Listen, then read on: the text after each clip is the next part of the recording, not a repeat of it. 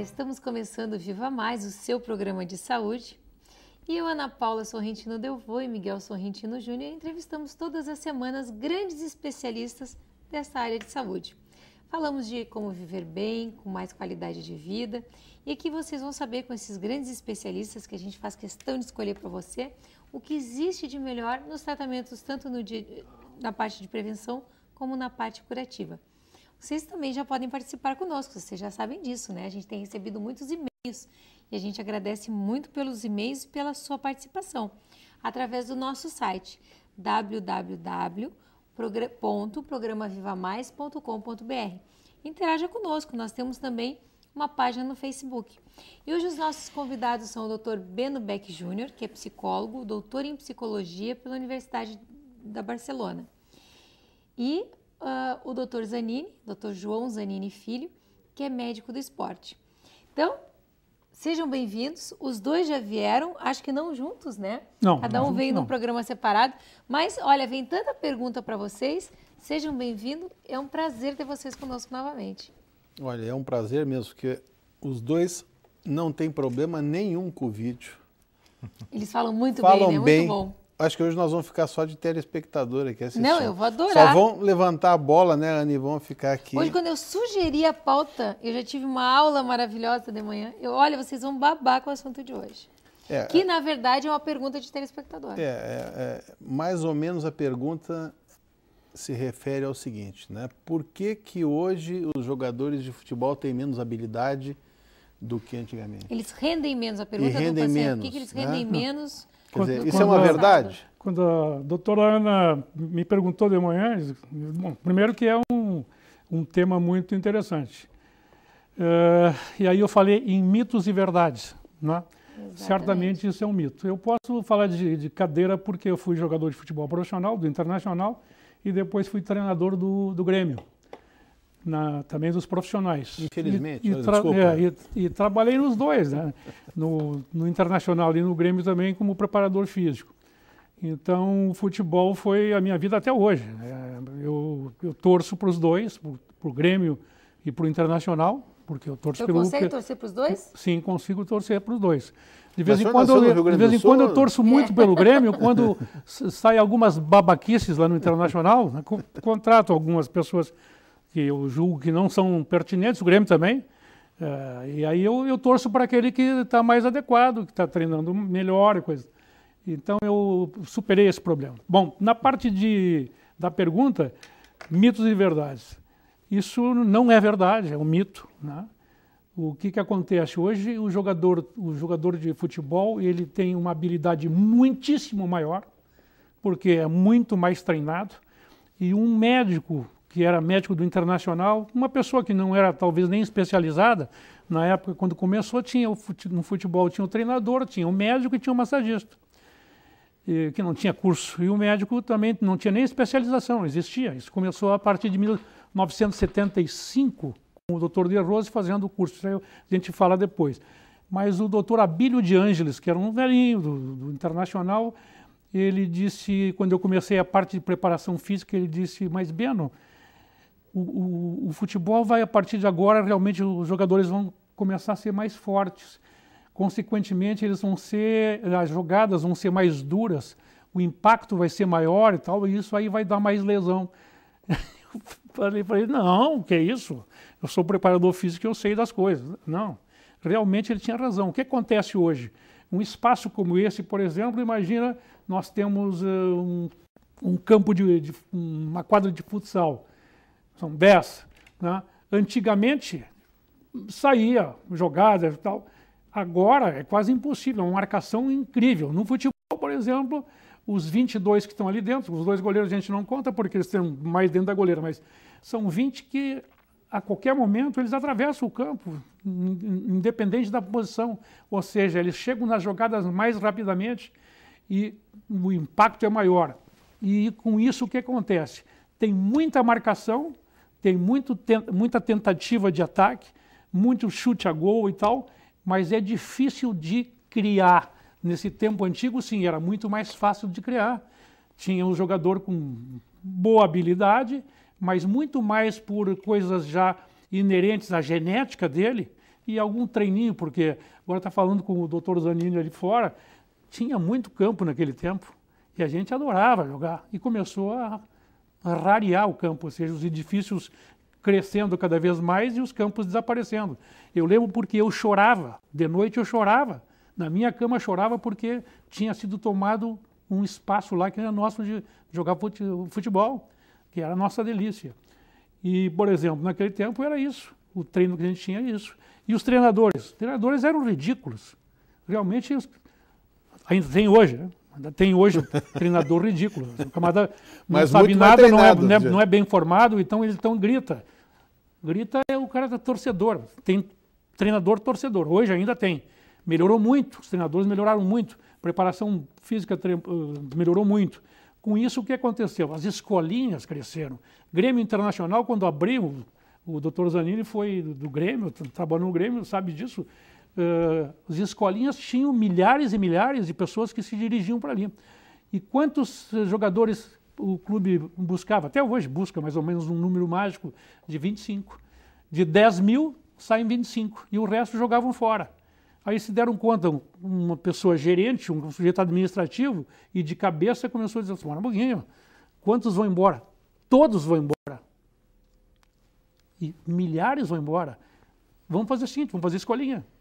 E começou o clube a faturar um monte. Hoje, Grêmio Internacional, Flamengo, Vasco, todo mundo, grandes times, grandes organizações, faturam um monte nas escolinhas.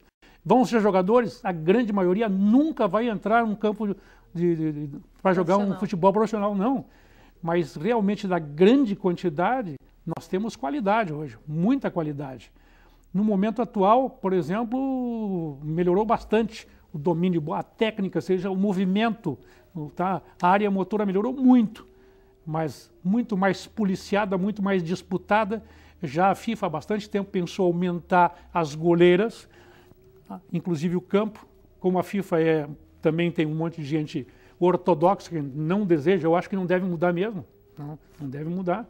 Então, as coisas hoje são muito mais difíceis. Barcelona tem um toque de bola. De aumentar o campo. Não. Talvez fosse uma solução. Sai mais gol, o pessoal correr mais. Mas vem cá, os caras já têm uma dificuldade, desculpa, assim, ó, eu concordo com tudo isso, aliás, como leigo, que eu não entendo nem de medicina esportiva, que foi, como tu já tinha falado antes, né, Zanini, foi uma das primeiras especialidades médicas. Entre as duas primeiras especialidades médicas certificadas no Brasil. Eu não entendo como torcedor. Mas o que eu vejo, assim, eu acho que é por isso que, de repente, a pessoa mandou esse tipo de comentário, tá? Eu gosto de jogar meu tênisinho. Pô, jogador de tênis, o cara joga de segunda a segunda. Esses caras de circuito de primeira linha, o cara joga de segunda a segunda. O cara, se ele perder um jogo, é um troço extremamente, assim, estressante, porque ele é solitário, todo mundo é competidor. Não é que nem no futebol que ele distribui o estresse, né? Uhum. São 11. O cara entra lá, se dá o direito de errar um pênalti no final de Copa do Mundo, aí ele entrou frio.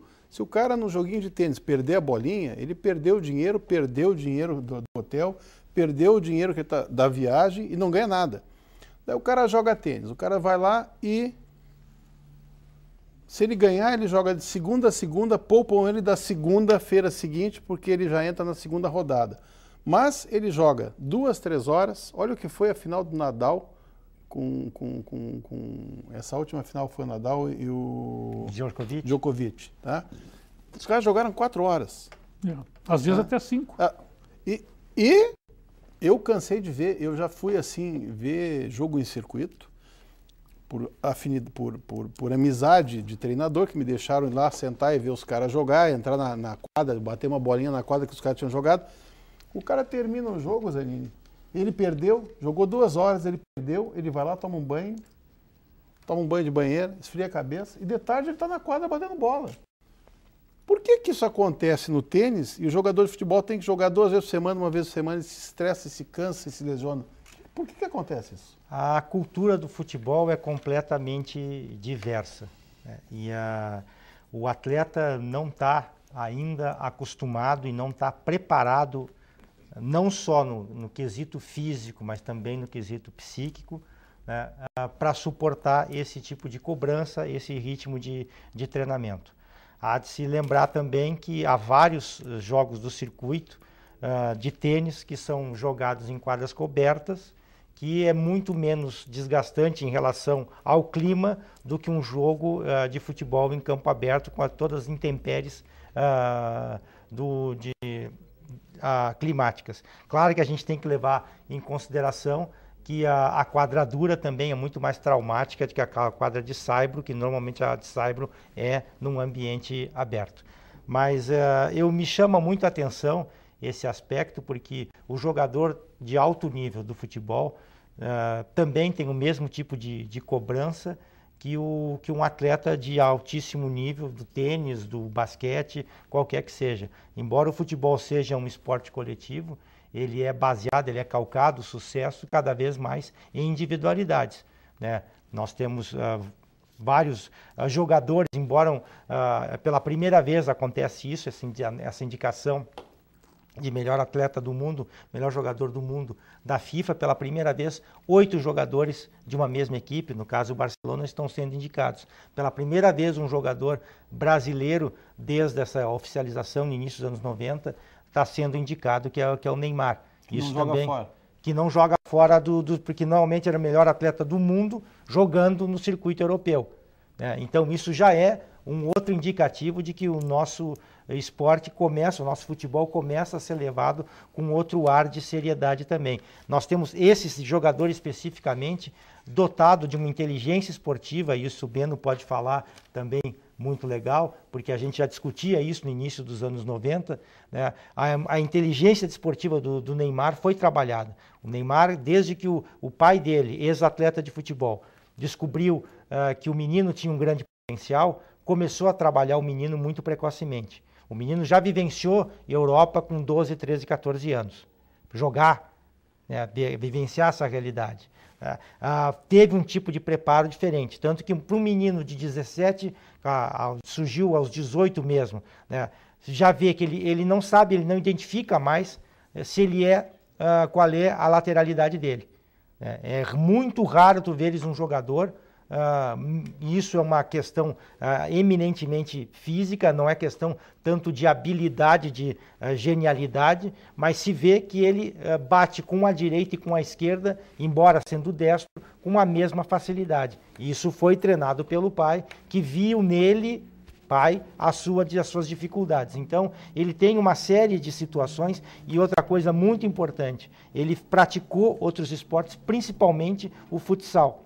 Então, isso significa que ele tem uma inteligência desportiva muito mais acurada que os seus outros parceiros de time e adversários. Isso o ajuda de uma maneira muito grande, porque, como o Beno colocou, a preparação física melhorou, evoluiu muito nesse período. Então, ele tem um potencial de inventar, de criar, e é o único jogador que eu vejo junto com o Messi, de criar novos dribles, né? Porque vai dar uma meia-lua, botar a bola, a janelinha que a gente chama, botar a bola no meio das pernas, isso é um drible já velho. O Neymar cria novos dribles, então que ele desconcerta muito o jogador, o adversário, não saber o que ele vai fazer com a bola. Então tudo isso é um resultado não só de dons que a natureza lhe deu, né, mas também de muito treino, de muita preparação. Então, tem uma outra coisa também, Danilo, foi bom tocar nesse assunto, porque isso já levanta a bola. Claro, nós temos ao nosso lado aqui 2 levantadores perfeitos aqui para a gente cortar. Nossa função é hoje, deixar vocês ver lá. Mas é assim, ó, o valor que tem, o Danilo estava falando a respeito do Neymar que cria, coisa e tal. Mas como é que tu vai criar, entende? Pelé criava sem o aporte que tem hoje. Ele era muito melhor do que o pessoal de hoje, sabe por quê? Porque ele criava sozinho. Tinha aquela jogada que ele vinha com o pezinho, sabe, armado, quando o sujeito levantava a perna, ele jogava na canela do sujeito, do lado, para fazer a canela do sujeito, do adversário, fazia a tabela para ele. E a outra, ele vinha com o pé aqui assim armado, quando o sujeito passava, dava o chute para chegar, ele dava só um toque, levantava a bola dessa altura, passava por cima do sujeito, o sujeito estava com o pé no ar, se perdia e ele ia em frente. Então, ele sim era um cara criador. Quer dizer, esse era o Neymar gênio. e Companhia Limitada, e aí o Barcelona não é o cara, não é de hoje. O Barcelona, no meu tempo de 91, lá o Barcelona já era tudo isso, organizadíssimo, o melhor clube do mundo, clube como fundação, coisa, tá, tudo, é ele. E aí então já tinha essas coisas. Agora, o que ajuda muito hoje é o que vocês fazem aqui, ou seja, a televisão passa para todo mundo no momento em que ocorrem esses lances todos. Eu, como Neymar, ou como outros jogadores, se eu fosse, né, jogador, eu tenho ideias, modelos toda hora disso aí. O sujeito, aquele cabelinho aqui, nunca na vida que alguém lá na China ia copiar, porque ele não ia ver nunca. Hoje até o modo do sujeito fazer o drible, de como fazer uma série de encenações de se jogar, chinês está se jogando hoje no chão para obter o favorecimento. Então, a televisão, realmente os meios de comunicação melhoraram muito a parte de fundamentos do esporte, não só do futebol, de todos os esportes. Então, essa é uma coisa muito importante. Quer dizer, o cara tem possibilidade de ver o que ele não precisa inventar. Ele vai inventar em cima do que ele já viu. Claro, e até, mas cada um que... Aprimorar. Claro, e cada um que vai fazer nunca vai ser exatamente igual como o autor. Ele vai colocar a parte de personalidade dele, sabe? Talvez até com mais diferente de um Garrincha. O Garrincha realmente tinha uma coisa impressionante, mas também o Garrincha tinha assim, a falta de preparo físico dos jogadores. Ele dava um drible, ia à linha de fundo, voltava, sabe, driblava e tal. O pessoal ficava cansado atrás dele. Lembro do Aimoré Moreira, que é o treinador, ele me contou, Beno, falei para o Garrincha, foi à linha de fundo, perto do gol, apareceu o Vavá ali e tal, para dar a bola. Ele não deu, ele voltou, driblando de volta assim e tal. E o Aimoré Moreira, o Garrincha, por que tu faz isso? Aí ele disse, mas ô doutor, eu vou perder a oportunidade de dar mais uns 3, 4 dias de volta. O cara tinha prazer em fazer. Tinha prazer de fazer aquilo ali. Bom, tá super interessante o assunto. Nós vamos voltar contigo, Zé. A gente já volta, a gente falando hoje sobre a sensação que vocês tinham, ou que algumas pessoas têm, de que o esporte não Piorou, rende tanto. na verdade, não é verdade. E não é isso, melhorou. E a gente volta falando sobre isso. Nós começamos o intervalo e nós cortamos o Zanini aí, que tinha um comentário para fazer especificamente sobre isso, né? Até sobre o Pelé, né, Zanini? Mostrar que o treinamento aliado ao dom que a natureza, que a pessoa recebe da natureza, ele pode ser e muito potencializado.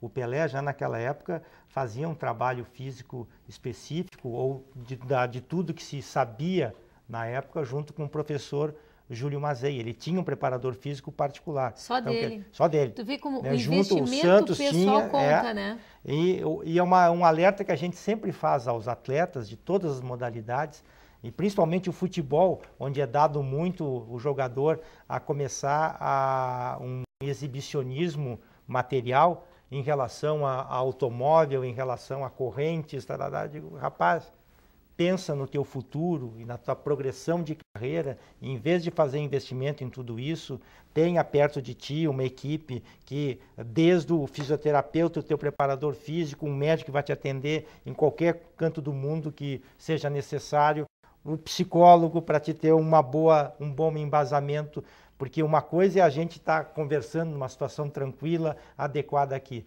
Daqui a pouco o cara ou joga muito bem ou joga muito mal, tem 30 microfones na frente dele fazendo as perguntas mais estapafúrdias possíveis. Então, os clubes não preparam o atleta adequadamente para isso e deveriam. Até esse tipo de treinamento extracampo deveria também ser premiado para o atleta, porque isso vai fazer muita diferença a imprensa ter empatia ou não por determinado atleta a partir de determinadas respostas ou comportamentos que ele venha a ter. Não só numa entrevista, como até hoje a gente vê comportamentos extracampo não adequados. Naquela época, voltando à pergunta inicial que o nosso telespectador fez, não se dava tanta importância, porque se dizia jogador de futebol, a profissão de jogador de futebol é uma profissão marginalizada, é uma profissão à parte. Hoje, quando ele está muito mais inserido socialmente, ganhando um ar de popstar, de superestrela digna de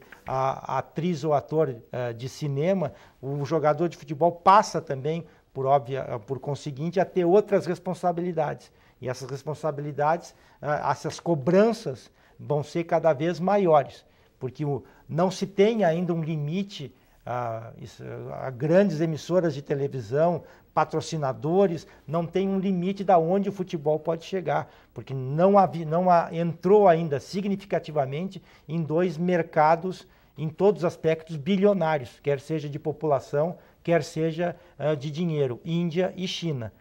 Não é um esporte ainda tão massificado, a China muito, mas a China está começando a enriquecer de uma maneira que não se tem um precedente ainda, sabe, aonde vai parar. Então, quer dizer, o futebol vai se desenvolver muito, não só no nosso país, em questão técnica, mas em questões de mercados. Nós temos um mundo, literalmente, pela frente a enfrentar. Então, esse jogador que é preparado, que nasce, quase que brota espontaneamente no Brasil, ele não pode estar sendo preparado somente para ganhar uma certa quantidade de dinheiro no exterior, e até conversava isso com o Beno fora do ar. Já não é mais a mesma coisa o mercado europeu, porque a Europa toda está vivendo uma séria crise.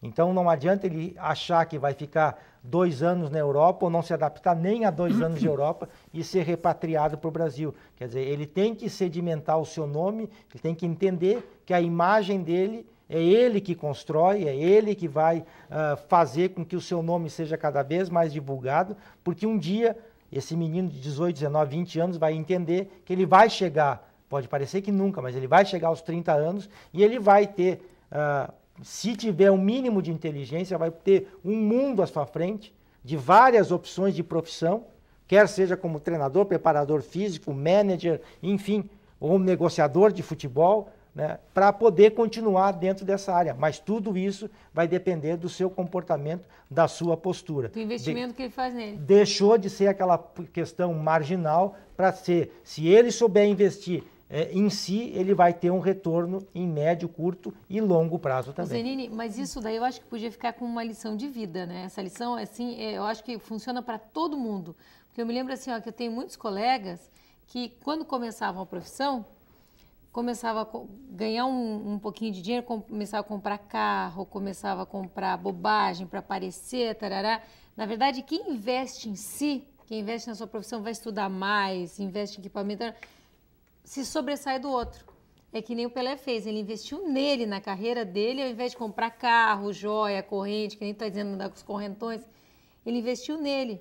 E aí ele se sobressaiu. E ganhou sempre... Bom, claro que não se pode comparar ganhos daquela época com ganhos de hoje em dia. Não, mas até hoje ele é o Pelé, né? No mundo inteiro até ele é o Pelé, parou de jogar há muito tempo, há cerca mais de 30 anos, e ainda continua sendo um garoto propaganda disputado. Para vocês verem só, notícia de hoje, né? O Santos está tentando fechar um contrato com ele para que ele sirva de garoto de propaganda do Santos na disputa do Mundial. E com toda a identificação ele já vai... Mas a agenda de compromissos do Pelé é tamanha que, embora ele tenha vontade, ele não está conseguindo fechar, né, a participação dele no Mundial de clubes que o Santos vai disputar para conseguir adequar a sua imagem à imagem do Santos. É uma pessoa bem preparada e de respeito. Né? Eu acho importante também deixar uma mensagem aqui, é o seguinte, é a respeito disso mesmo, ou seja, de qualquer maneira, o atleta de futebol, ele é oriundo de camadas da população diferentes de outros esportes. A gente sabe que ainda é o sujeito pobre que faz do futebol o seu prato de comida, desde lá embaixo, ou seja, é um investimento, sabe, único talvez, muitas vezes. E é difícil de colocar essa pessoa, depois que começa a aparecer no mercado, colocá-lo numa universidade, numa escola, coisa assim, é muito difícil. Então, quem é que pode fazer esse papel? Bom, quem está mais junto com ele? Primeiro, treinador. Segundo, preparador físico. Aí, quando a gente forma os psicólogos do esporte, eles pensam que eles vão botar um tapete, né, vermelho, vão receber o sujeito vai ter um baita de espaço. O médico também pensava isso. Não é, o Zanini sabe. Tem pouco espaço. Então o camarada tem muito espaço com treinador, preparador físico, os caras que tem mais aí sobre ele. Esses deverão realmente serem pessoas que vão dar essa mensagem no sentido de dar um suporte sobre a formação do atleta. Outra coisa, hoje o pessoal já está pensando, em 14 nós vamos ter a Copa Mundial de Futebol aqui, um monte de gente está pensando como é que vai ganhar dinheiro. Então, não existe um momento mais importante do que esse para o sujeito ser um profissional dessa área, desde as escolinhas até ao nível de cima. E por uma questão de justiça, isso em 75, o Dr. De Rose começou a fazer num congresso mundial que teve aqui, não era um congresso internacional. Vieram umas 700 pessoas do mundo inteiro para Porto Alegre, e aí isso deu um impulso para que fosse criado o curso de Medicina e Ciências do Esporte na URGS. Nós chegamos a ter uma ocasião, 120 alunos numa turma, dos quais quase 100 vinham de todos os países do mundo, como Finlândia, alguns países que a gente não sabia de onde é que o pessoal sabia isso. Era Porto Alegre o centro maior de formação em ciências do esporte na URGS. Foi muito tempo, até 2002. Depois acabou. Durante uns 20 anos, 20 e poucos anos, nós fizemos a formação dessas pessoas aqui. Mas por que isso acabou? Acabou porque realmente, de repente, eu gostaria de não falar porque deu coisas de ciúme, essas coisas, né?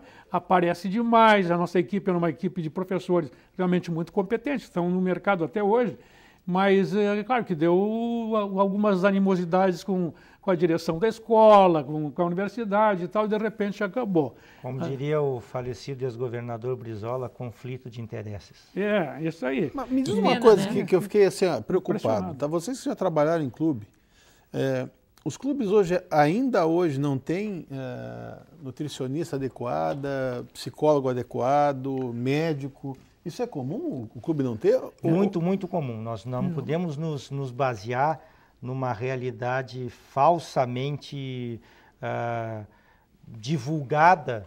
Falsamente, eu vou explicar muito bem. Existem somente 20 clubes na primeira divisão e 20 clubes na segunda divisão do futebol brasileiro. Nós temos Série A, B, C e D. Desses 20 clubes da primeira divisão, 10, 12 têm boas ou muito boas condições para retratar os seus atletas. 8, 7, 8 já começam a ter condições não bem adequadas. Segunda divisão, a não ser quando alguma equipe de porte caia e se mantém ali 1 ano ou 2 anos no máximo, né, dificilmente nós vamos ter na segunda divisão. E Série C e Série D é um Deus nos acuda. Isso nós estamos falando. Tem em campo, né? Nós estamos falando do país do futebol.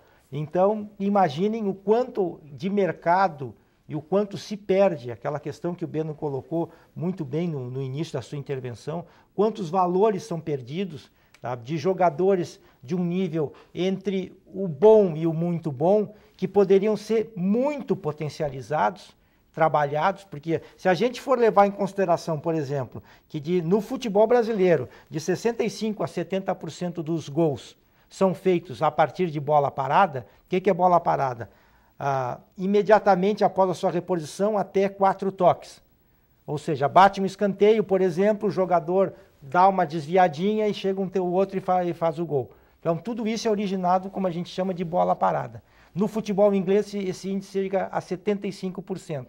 Quer dizer, isso tudo é questão de treinamento. Cobrança de lateral, cobrança de escanteio, cobranças de falta, tudo isso é exaustão. Se o Miguel é mais talentoso do que eu e em 10 repetições ele vai colocar a bola onde eu quiser, eu com 100, 120 vou chegar a um padrão parecido com o teu. Vou demorar um pouco mais, mas vou chegar. O que a gente o que a gente não consegue dentro da área da medicina esportiva é criar um gênio. Agora, mesmo esse gênio criado, né, feito pela natureza, ele pode muito ser potencializado. Quanto mais, aí que o Beno colocava, do jogador mediano. Quer dizer, se os clubes prestassem mais atenção a isso, né, não investiriam, eles investem uma fortuna enorme nas categorias de base para retirarem muito pouco.